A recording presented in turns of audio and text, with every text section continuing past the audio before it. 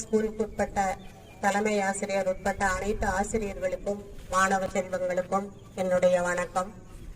இந்த மாதிரி awareness program நாங்கள் நிறைய ஸ்கூல்களில் நடத்தி இருக்கிறோம்.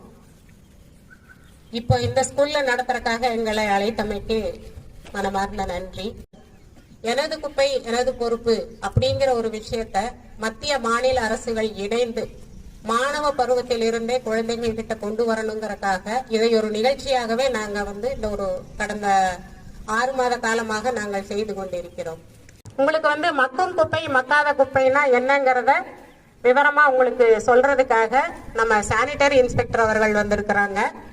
நீங்க எத்தனை பேர் எல்லாம் கிச்சனுக்கு போயிருக்கீங்க? எல்லாரும் போயிருக்கீங்க. சூப்பர்.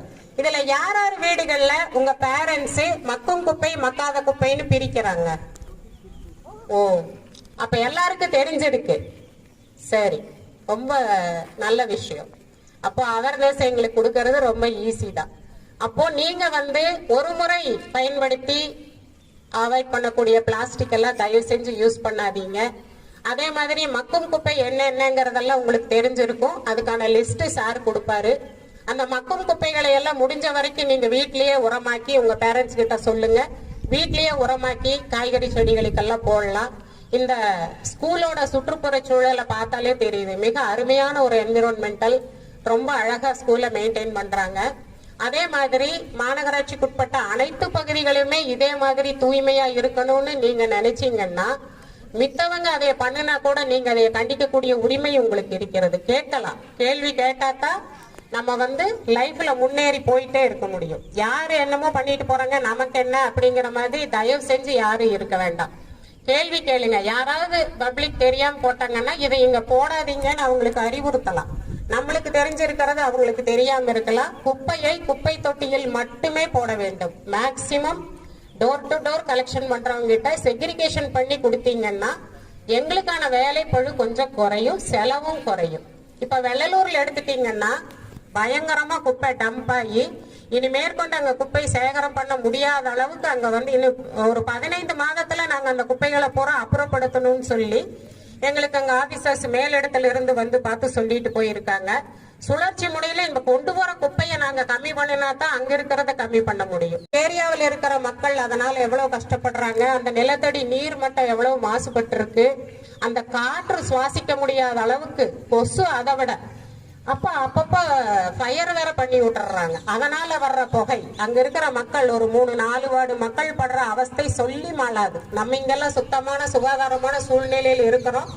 பட் மாநகராட்சி ஃபுல்லா நம்ம அந்த சுகாதாரத்தை பேணி காக்கணும்னா இந்த அவேர்னஸ் எல்லாருக்கிட்டையுமே வந்தாகணும். மக்கும் குப்பை மக்காத குப்பை செக்ரிகேஷன் பண்ணி கொடுங்க. மக்கும் குப்பையை முடிந்தவரை வீட்டிலேயே உபயோகப்படுத்தக்கூடிய அளவுக்கு பண்ணிட்டீங்கன்னா வெளியே வர்ற குப்பையினுடைய அளவு குறையும்.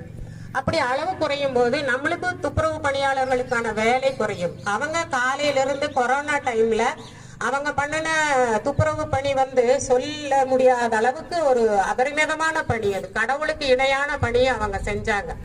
அந்த கொரோனா பீரியட்ல யாருமே செய்ய துணியாத வேலைகளை கடவுள் அவங்களுக்கான அந்த உடல்நிலையையும் மனநிலையையும் அவங்களுக்கு கொடுத்திருந்தாரு. ரொம்பவே பாராட்டக்கூடிய விஷயம். கொரோனா காலத்துல அவங்க பண்ணினதையெல்லாம் யாருனாலையும் மறுக்கவும் முடியாது. அந்த அடிப்படையில அவங்களையெல்லாம் ஹானர் பண்றதுக்கு உரியவங்க தான் அவங்க. நிறைய இடத்துல நாங்க அவங்கள ஹானர் பண்ணியிருக்கோம். இப்பவும் இங்கேயும் அதை ஏற்பாடு பண்ணியிருக்கிறத கேள்விப்பட்டேன். ரொம்ப நன்றி. மாணவ செல்வங்களே, நீங்களும் இப்ப இருந்தே மாணவ பருவத்தில் இருந்தே இந்த குப்பைகளை கவனம் செலுத்தி ஊருக்குள்ள எங்கேயும் நீங்க தங்கி இருக்கிற பக்கம் குப்பையெல்லாம் இல்லாத அளவுக்கு பாத்துக்கோங்க. டிச்சுல குப்பை போடாதீங்க, பேஸ்கெட்ல குப்பை போட்டு பழகுங்க. எல்லாருமே உங்களுக்கு ரெகுலரா இதை எல்லாமே உங்க டீச்சர்ஸ் சொல்லி கொடுத்துருப்பாங்க. இருந்தாலும் என்னை ஒரு சீஃப் கெஸ்டா கூப்பிட்டுங்கிறதுனால நானும் என்னோட பங்குக்கு உங்களுக்கு சொல்றேன்.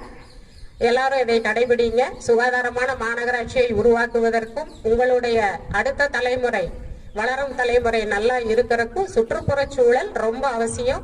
மரம் நடுங்க, சுத்தமான காற்று கிடைக்கும். என்ன ஃபங்க்ஷன் நடந்தாலும் அதில் மரம் நடுவதை ஒரு அக்கேஷனா வச்சுக்கிறது ரொம்ப நல்லது. நான் இது வரைக்கும் எல்லா அக்கேஷன்லயும் மரம் வச்சுட்டு தான் அடுத்ததே போவேன்.